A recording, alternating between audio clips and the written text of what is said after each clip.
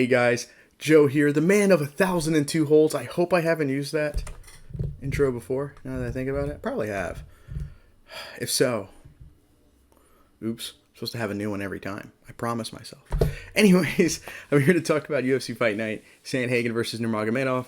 This card is a bright star in a field of lackluster Fight Night cards. We main event Tracy Cortez and we had a Gazayev Rosenstruck earlier this year. I remember.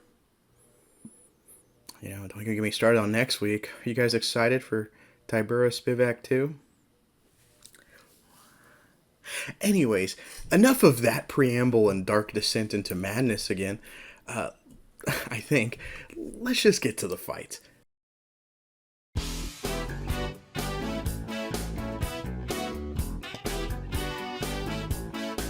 Main event. Cory Sandhagen taking on Umar Nurmagomedov. I believe cousin of Khabib Nurmagomedov, at least trains with him. Especially when you hear some EPO allegations out of that camp. Juicy, I suppose, is a word I've heard people use. That said, I think this fight was a lot closer than the scorecard said. Most scorecards were like 49-46, 50-44, or 50-45. I don't know. I don't know about that. I think I believe I scored the first two rounds for Sandhagen. Mostly because, Nurmagomedov, I don't think he was winning the striking. I don't think anyone would think he's winning the striking in those first two rounds. And when he did get the fight to the mat, it was for maybe 30 seconds total between both those rounds, I feel like.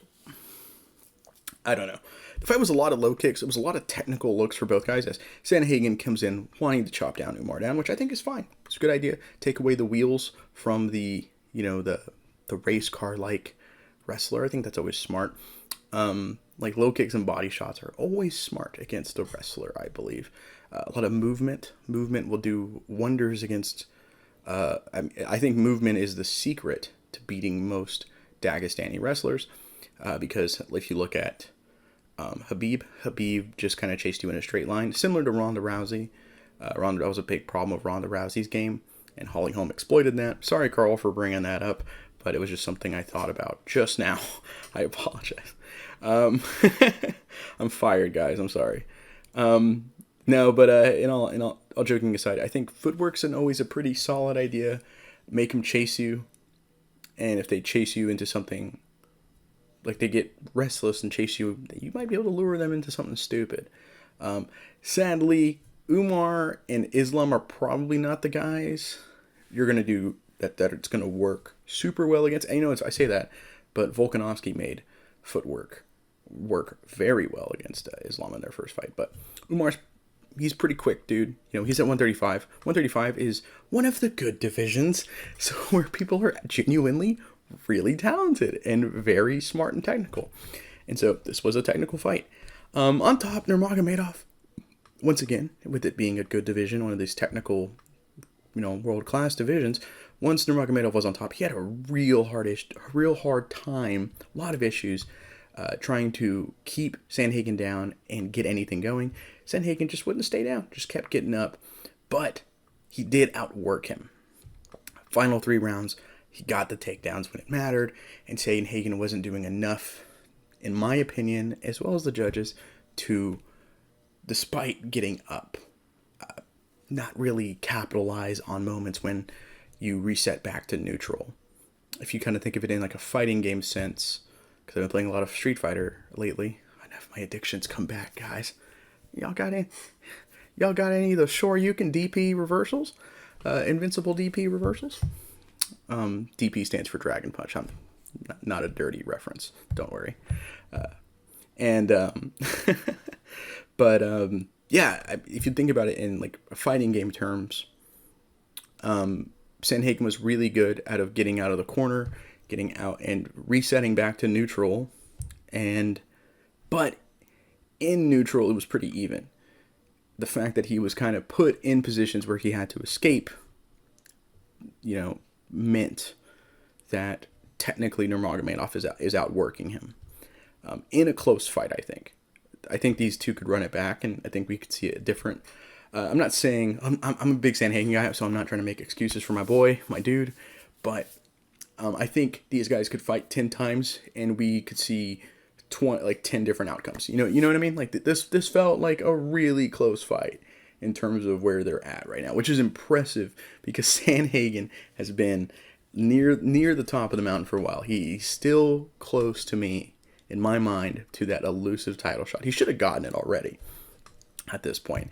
I think Umarov should have fought for the belt back instead of Cheeto, and then it should have been Sandhagen fighting at UFC Noche against Umarov, of course, because listen, I'm just Babe Ruth calling my shot here.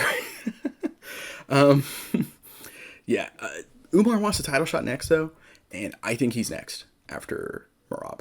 So fighting Umarov once again, Babe Ruth, home run, calling it.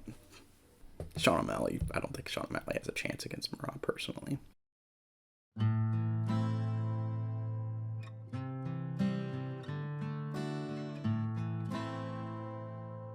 Instead of talking about the co-main event, let's talk about two fights that I think were much more interesting, much more important, and honestly, that's just really bad placement of like the fight card ordering.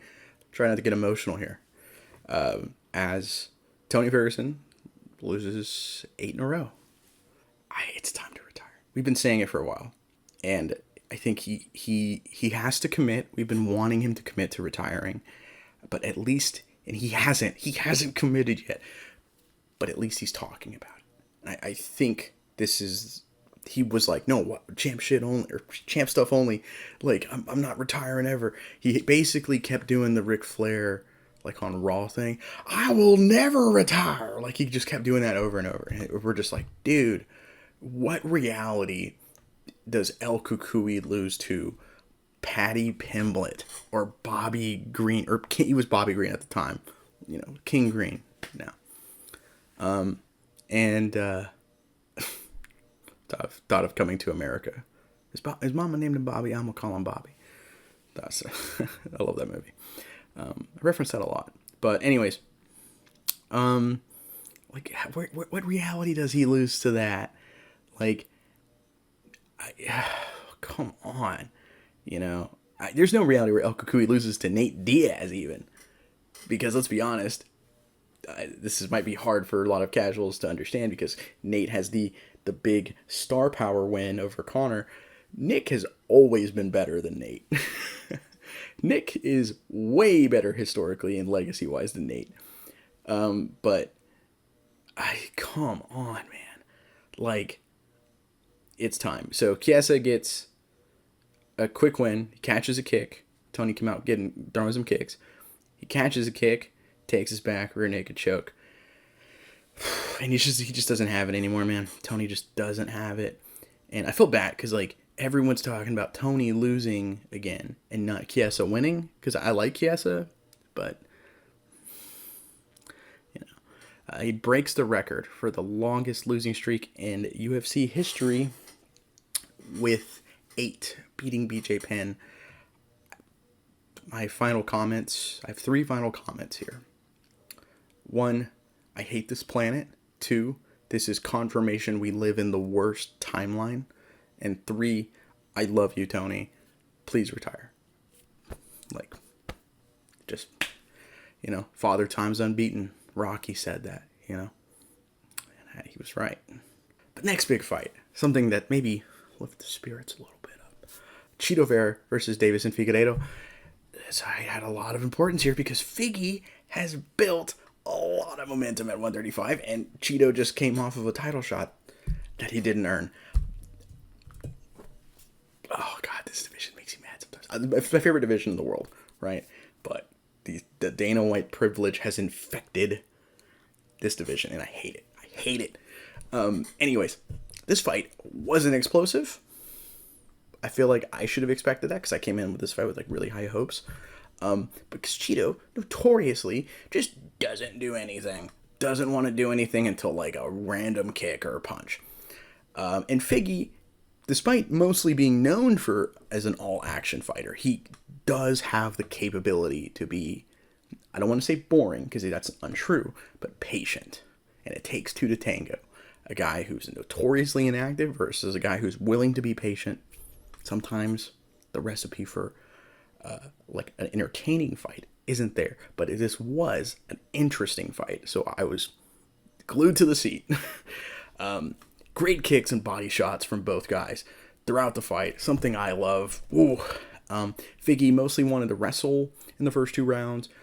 He was doing a great job of taking Cheeto down and controlling him a little bit. Cheeto doing well to avoid being in precarious positions in round 1. But in the second round, Cheeto is defending all these takedowns pretty well. Round 3, though, Figgy gets an accomplishment, an accolade that no one's ever done before. He drops Cheeto with a shot. Big punch, sits Cheeto down for a moment.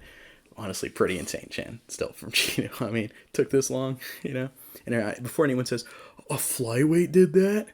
Okay, to be fair, Figgy at flyweight was hitting like a lightweight. He hit so hard. Just super powerful dude at 135. He's still hitting really hard, I bet. Good win for Figueiredo. I think he should fight Sandhagen next, personally. If you really want to move him up, Sandhagen's a good fight for him. I think this shows that, like, you gotta put him up there. For the rest of the card, because I have one more thing I gotta rant on about. I do apologize for the length of this. Umar Nurmagomedov beat Michael Olejniczak by unanimous decision. Had a fun little fight. Good job for the bullet. Mackenzie Dern, good bounce back win over Lupi Gudinez. And I saw this fight because I didn't get to watch these fights live. I had to watch them a little bit later.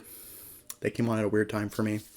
And I saw this fight, and I heard about this fight mostly on Twitter because the internet loves Mackenzie Dern ever since. They've re-fallen in love all over again with Mackenzie Dern ever since she became single, and I don't blame them. Wow. No. And Yoel, or I always want to call him Yoel. It might be Yoel. Joel or Yoel Alvarez got a great TKO win over Elvis Brenner. I don't know. I'm tired, guys. I apologize. And it was a really fun brawl. Good TKO win with some knees. Azamat Mirzakhanov got a KO over Alonzo Minifield. Gonna say this, Minifield's probably suffering. He suffered a good amount of strike losses, TKOs, KOs lately in his career. Kind of giving me like Terrence McKinney fears. Because I have the same fear for Terrence McKinney, who's very young. Minifield's older for sure. But, I'm not trying to say anything. Just pointing things out and saying I'm a little concerned. Cal Fernandez, typo on my end, got a TKO win over Muhammad Yahya. Shamil Ghazayev got a bounce back unanimous decision win over Dantel Mays. Garam Kudaladze, I believe, beat Jordan Vucinic by unanimous decision. Sam Hughes, split decision win over another internet favorite, I'm sure, Victoria Dudikova, who for some reason reminds me of Alexandra Albu, I believe her name was, from back in the day, if anyone remembers. Mostly because people like her before, even though she doesn't have the craziest record. Why? Look at her. Jai Herbert, mega boy material. Jai Herbert, love seeing him get wins. Got a win over Roland Bedoya by unanimous decision. And finally, Cedric Dumas got a unanimous decision over Dennis Tuilulin. Last topic of the day. Last one. It's I've discussed already this year, and I've implied things at great length about my complaints with this year for MMA as a whole. We've had great fights. We've had incredible, unforgettable fights. We've had unforgettable moments. We've had unforgettable fight cards. But on the whole, this year sucked. This year's been really bad. I can think of multiple pay-per-views this year that I've spent money on, which, by the way, the prices, it went up a couple years ago, and I'm not happy with it, on top of paying ESPN Plus. At least here in America, that's what I'm doing. And after these pay-per-views, I felt annoyed, angry, confused, and just outright exhausted. We also have a ton of fights coming in. Always going. Fights are almost always on. And that's fine. I appreciate the attempt at quantity. But I think everyone prefers quality. Okay? And I think you need to spread things out a bit, personally, because most of these fight cards have maybe one, if we're lucky, fight of true importance or of true quality. And why am I complaining now? I mean, I complain all the time, let's be honest, but why am I complaining after a fun, stacked-ish fight night? Well, they announced UFC 308 for Abu Dhabi in October. Topuria Holloway, main event. Oh, sounds awesome. Bobby Knuckles versus Hamzat, a.k.a. Bobby Knuckles versus whatever comes in at last-minute replacement. Cyril Gane versus Alexander Volkov. Lerone Murphy versus Dan Ige. Oh, so pumped for that one. Magomed Ankalaev versus Alexander Rakic. But on the prelims, RDA and Jeff Neal.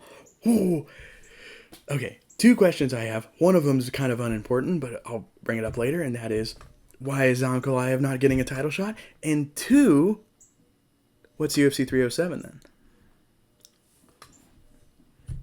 Salt Lake City doesn't have a main event still.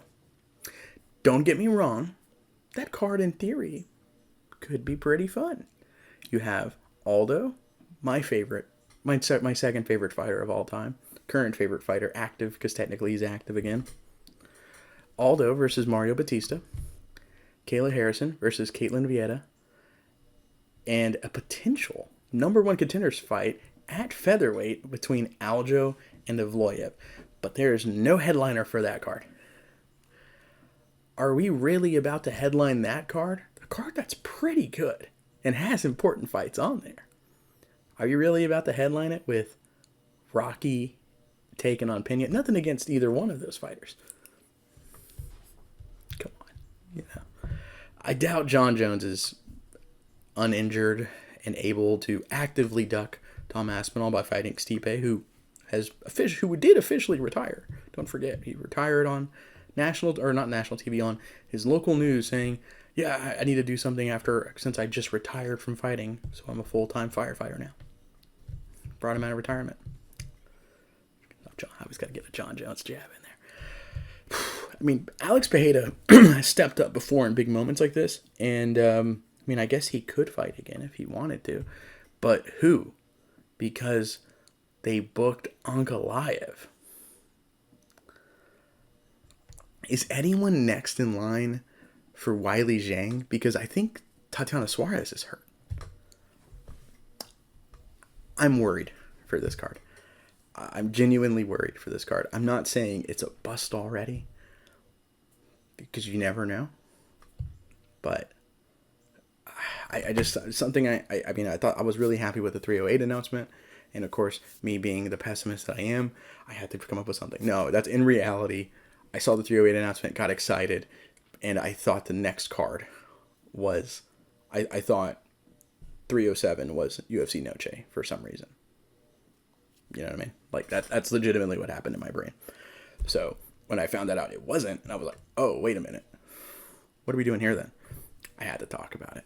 But that's it for me.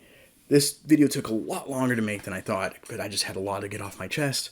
Once again, you guys are fantastic. You guys are great. I hope you guys are liking the content. We're always trying to get more people for our Patreon. Me and Carl have been trying to brainstorm ideas to get more people for the Patreon. As always, on the Patreon, you get access to exclusive content. You get access to early content YouTube didn't like. I don't have a joke for that today. And as a bonus, you get to nominate a card for me to review on the Retro Review series. And me and Carl, we're brainstorming ideas to try and give back to the fans. And one thing we've both said multiple times was we want something kind of to help cultivate and thrive on our community, something that would have Patreon exclusive bonuses for, but you don't have to pay to enjoy at least some of it. More on that, hopefully this week, because I think I've been a little busy, but I think I have just the thing, and I think we can get it KO'd pretty quick. I don't want to snap because the mic, you never know. Some of the sounds are here. And of course, it is August, new month, new Retro Review. It's coming out pretty soon. I've been busy, so I haven't had a chance to shoot. I had to deal with a plumber issue today, or yesterday. But don't worry. And of course, I will be back next week. I'm Joe with the INC. Thank you so much for watching. Peace, guys.